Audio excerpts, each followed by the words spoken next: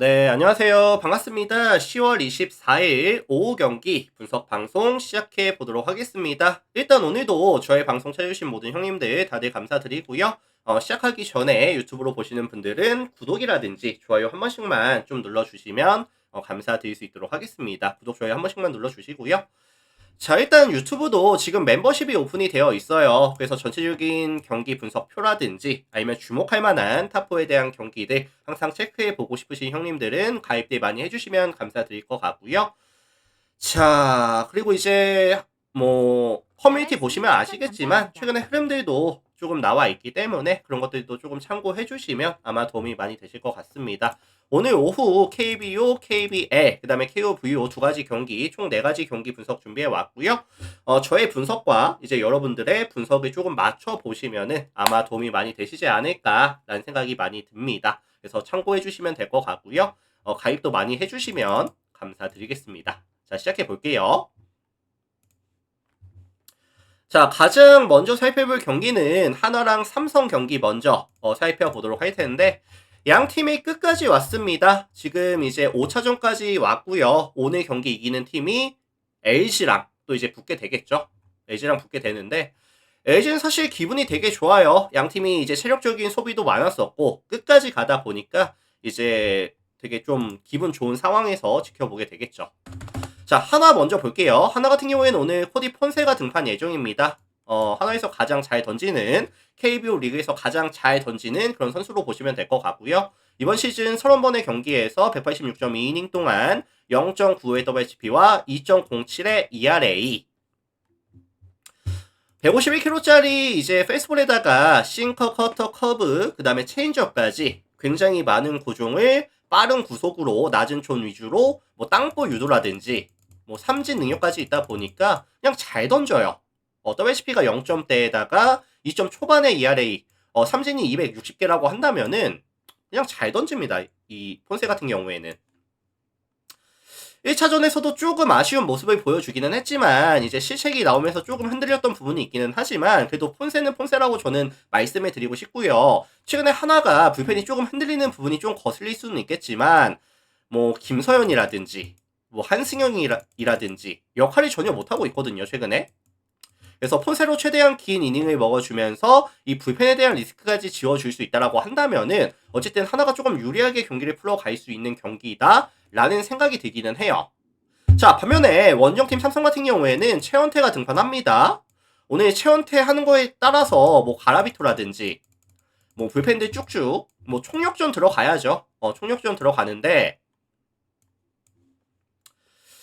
자, 변수는 최원태가 이제 가을 야구 들어와서는 경기력이 괜찮았어요. SSG랑 하나 만나서 모두 승리를 챙겨줬고요. 13이닝 동안 1자책 0.69의 ERA 기록하면서 이 가을 야구 와서 경기력이 되게 좋거든요. 근데 변수가 뭐냐면은 최원태는 기본적으로 볼질에 대한 리스크가 있기는 합니다. 지금 137.1이닝 동안 볼넷이 54개 기록하면서 이제 커맨드가 되는 날, 커맨드가 되지 않는 날에 대한 기복이 있거든요.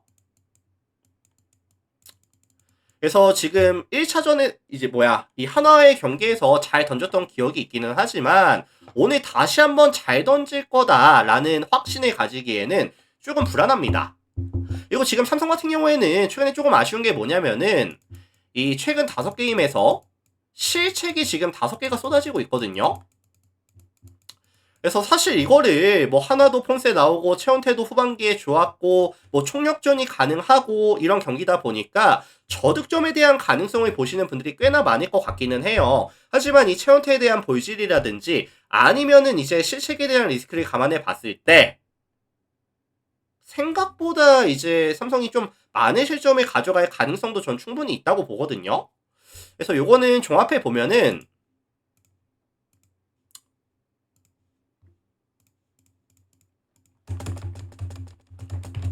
저는 이거 이제 하나 승리라든지 아니면은 이제 다득점에 대한 가능성을 말씀을 조금 드리고 싶습니다. 다만 이제 아니야 나는 이 최원태가 무조건 잘 던질 것 같아 라고 생각하시는 분들은 뭐 저득점으로 뭐 봐주셔도 좋을 것 같기는 한데요. 저는 이 최원태를 그렇게 신뢰하지는 않습니다. 신뢰하지는 않기 때문에 뭐 가라비토도 마찬가지고요. 참고해 주시면 될 것 같아요. 자, 다음 경기 KT랑 고양 소노 경기 보일 수 있도록 하겠습니다. KT랑 고양 소노. 자, 시즌 초반인데 양 팀의 이제 경기력 차이가 조금 많이 납니다. KT 같은 경우에 지금 5승 2패. 오늘 승리를 추가하게 된다면은 1위까지 노려볼 수 있는 상황이고요. 반면에 소노 같은 경우에는 지금 2승 5패를 기록하면서 리그 9위까지 지금 떨어져 있는 상황이거든요. 그래서 리그 2위와 리그 9위의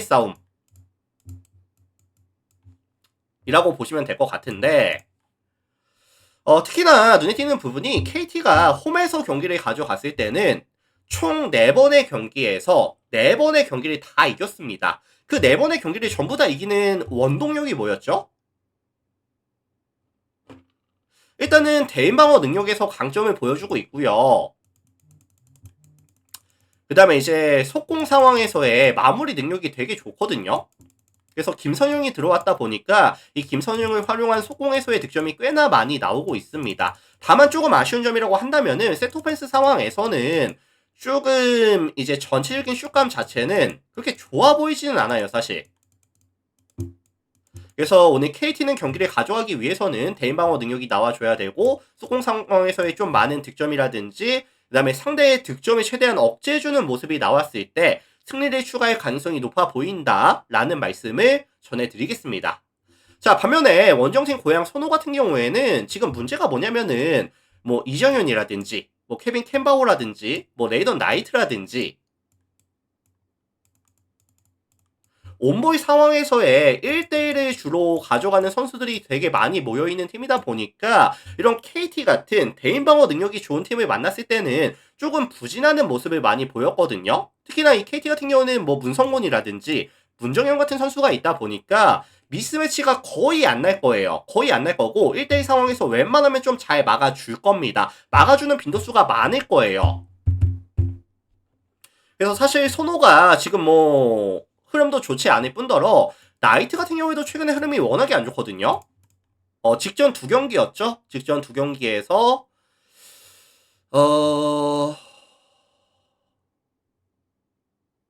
야투율이 많이 안 나왔었는데 디비전에서 야투율이 25%였고 KCC전에서는 야투율이 0% 기록할 만큼 최근에 나이트에 대한 경기력 자체도 많이 떨어져 있는 상황이다. 그래서 사실 소노가 보여줄 수 있는 공격 옵션 자체가 많이 KT를 상대로는 막힐 가능성이 높다고 보거든요. 나이트까지 안 터져주는 구간이라고 한다면은 생각보다 득점에 대한 지원이 잘 안 될 것 같기는 해요.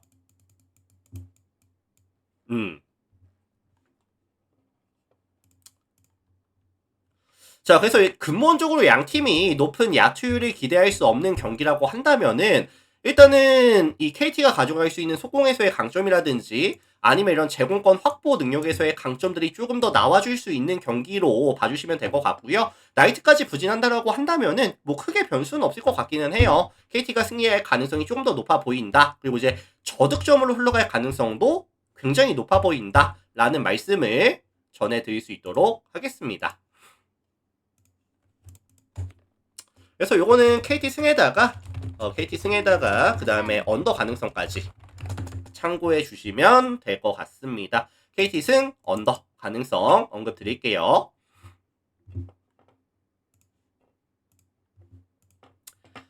자, 다음 경기 KOVO로 넘어가 볼 수 있도록 하겠습니다. 우리카드랑 OK저축은행 경기 살펴볼게요. 자, 지금 이제 우카도 그렇고 옥저도 그렇고 1승씩을 챙겼습니다. 첫 경기에서 1승씩을 챙기면서 기분 좋게 이제 흐름을 이어가는 상황인데 홈팀 우카 같은 경우에는 가장 눈에 띄는 부분이 뭐죠? 사실 뭐 아라우조라든지 알리라든지 김지한이라든지 이런 삼각편대가 보여줄 수 있는 화력이 정말 좋았습니다. 화력이 정말 좋았고 서브에서의 에이스도 굉장히 많이 나와줬었거든요. 그래서 삼각편대의 순수 화력이라든지 서브에서의 강점을 이번 시즌 보여줬었다 보니까 뭐 직전 경기 어렵지 않게 승리를 가져왔어요. 승리를 가져왔었고 아라우조가 그때 당시에 59%, 그 다음에 이제 알리 같은 경우에도 이제 55%. 순수 화력이 정말 압도적인 모습을 보여줬었다. 다만 조금 불안 요소라고 한다면은 리시브에 대한 성공률 자체는 너무나도 많이 좀 떨어졌었거든요. 그래서 리시브 라인이 조금 불안하기는 하지만 압도적인 화력으로 이런 리시브를 조금 막아주는 이런 모습을 보여줬었더라. 자, 반면에 원정팀 OK 같은 경우에는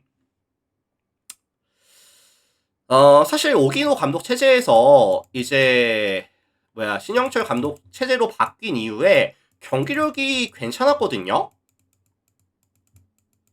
특히나 눈에 띄었던 부분이 이민규를 정말 잘 활용했습니다. 이민규를 잘 활용하면서 뭐 A 속공이라든지 B 속공이라든지 C 속공까지 속공에 대한 지표가 굉장히 좋았어요. 그리고 지난 시즌 데뷔했을 때 뭐 정광이라든지 뭐 차지현이라든지 뭐 이런 송이치라든지 이런 리시브 라인에 대해서도 사실 흔들림이 없이 안정감 있게 잘 막아주면서 상대를 좀 이제 끈질기게 약간 끌고 가는 이런 모습을 보여줬었거든요. 그래서 사실 이 경기 자체가 우리카드가 보여줄 수 있는 삼각편대의 화력과 OK가 보여줄 수 있는 이런 세터 싸움이 이제 펼쳐졌을 때 사실 어느 한 팀이 압도적으로 유리하다라는 느낌은 크게 없기는 합니다. 약간 접전 다득점에 대한 가능성에 대해서 언급을 드려보고 싶거든요. 그래서 요거는 종합해 보면은 뭐 우카 쪽을 많이들 보실 수 있다고 보기는 해요. 근데 생각보다 이 OK가 경기력이 좀 최소한 한 세트 이상은 따준다고 보거든요. 그리고 무기력하게 지지는 않을 것 같기 때문에 이제 뭐 OK 플랜이라든지 아니면 다득점에 대한 가능성까지 언급을 드려볼 수 있도록 하겠습니다. 플랜 오바 가능성 말씀드려 볼게요. 자, 참고하시고요. 다음 경기 넘어가겠습니다.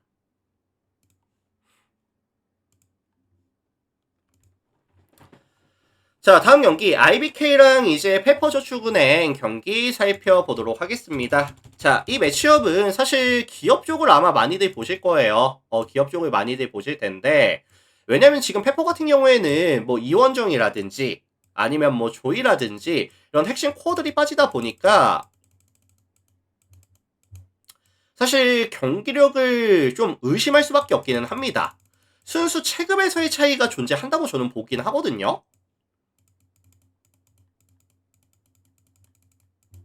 그래서 이 페퍼에 대한 팀 밸류 자체가 좀 떨어진다고 볼 수밖에 없어요. 근데 이제 직전 경기에서는 생각보다 한다일가 이 리시브에서의 이런 백업이 굉장히 잘 됐었고요. 그 다음에 이제 박은서가 생각보다 화력이 잘 나왔어요. 직전 경기.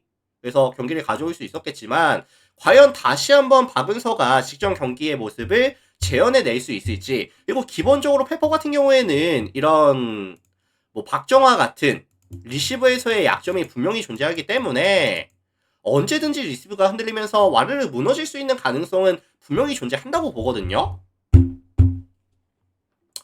자, 반면에 홈팀 기업 같은 경우에는 이번 시즌 뭐 빅토리아라든지 알리사, 뭐 육서영, 뭐 이소영, 그 다음에 뭐 황민경까지 이 삼각편대에 대한 화력 자체가 굉장히 좀 강력하다라고 저는 생각을 하거든요. 그래서 요거는 뭐 순수 화력 싸움에서 기업이 페퍼를 조금 압도할 수 있는 경기가 되지 않을까라는 생각이 좀 많이 듭니다. 자, 그렇게 보시면 될 것 같고요. 저는 이거 그냥 뭐 기업 승에 좀 일방적인 경기 가능성에 약간 저득점 가능성까지 한번 언급을 드려보고 싶고요. 그렇게 좀 참고해 주시면 될 것 같습니다. 아이키니로이님 추천 감사합니다. 자, 그래서 요거는 이제 기업 승에다가 좀 일방적인 경기 가능성에다가 저득점 가능성까지 언급을 드려보도록 하겠습니다. 자, 그래서 기업 승, 그 다음에 일방적 게임, 그 다음에 언더 가능성까지 참고하시면 될 것 같습니다. 자, 유튜브 형님들 오늘 제가 분석 준비해온 전체 분석 데이터는 다 말씀해 드렸고요. 뭐 참고하셔서 자기 분석이랑 맞춰보셔서 가져가시면 될 것 같고, 일단은 뭐 그 유튜브에서도 멤버십이 오픈이 되어 있다 보니까 뭐 전체 경기 분석표라든지 주목할 만한 탑4에 대한 경기들 참고하실 분들은 많은 또 관심 또 참여까지 해주시면 감사드리겠습니다. 오늘 아침 NBA 같은 경우에도 탑4 예상 경기들 전부 다 예상 흐름으로 잘 흘러갔었거든요. 뭐 참고 좀 해주시고 일단은 유튜브 형님들 나가시기 전에 구독, 좋아요 한 번씩만 부탁드리면서 마무리 지어보도록 하겠습니다. 다들 감사합니다. 여기까지 할게요.